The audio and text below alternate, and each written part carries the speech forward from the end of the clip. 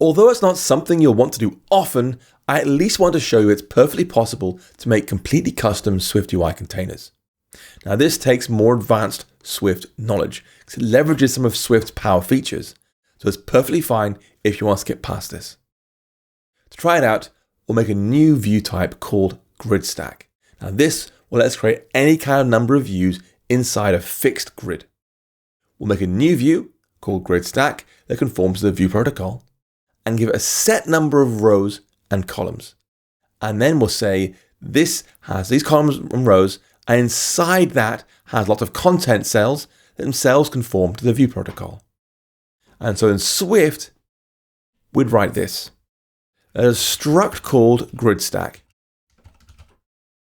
Open brackets, angle brackets, content, view, close angle brackets, itself conforms to view.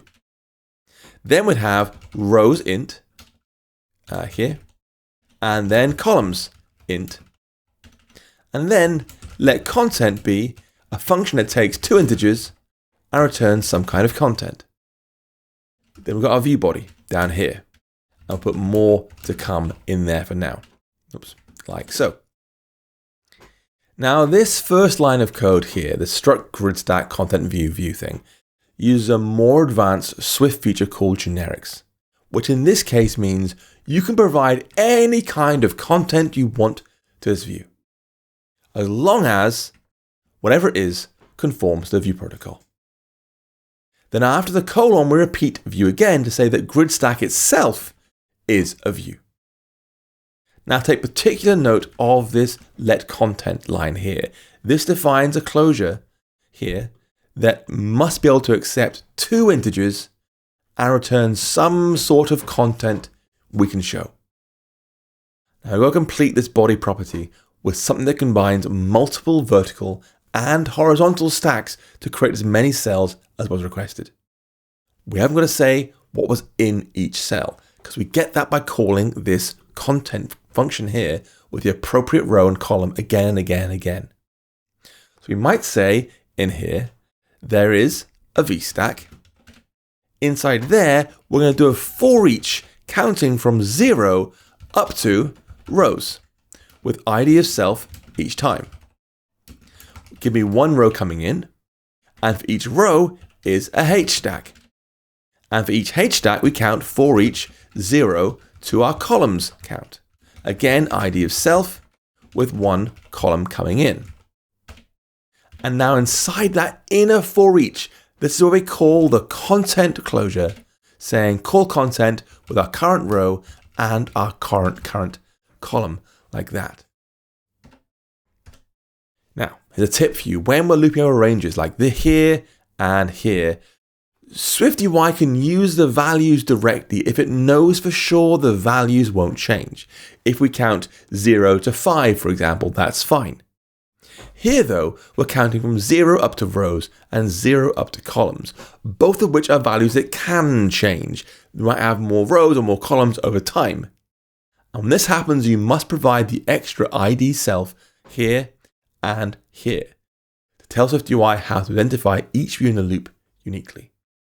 We'll see more of this in Project 5, I believe. Anyway, that's our custom container done. So we can write a view using it down here in my main content view. I'm going to say we have a grid stack with rows of 4 and columns of 4. And for the content, give me the row and the column coming in like this. And for each one, I'll say do a text string of row number, and col number, like that.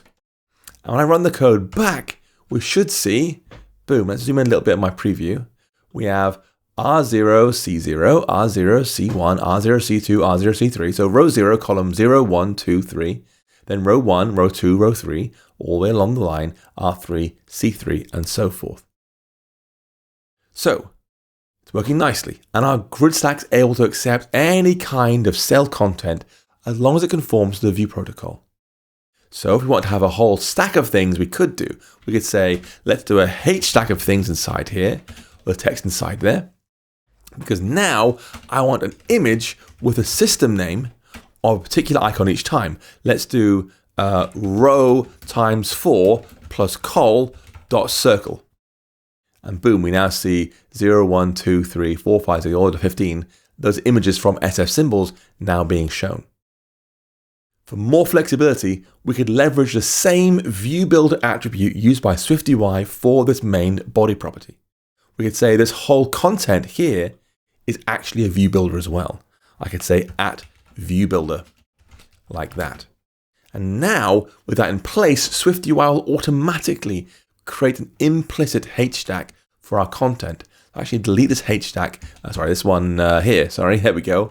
This one here can actually go away entirely and get exactly the same result for us. Both options work, so do whichever you prefer.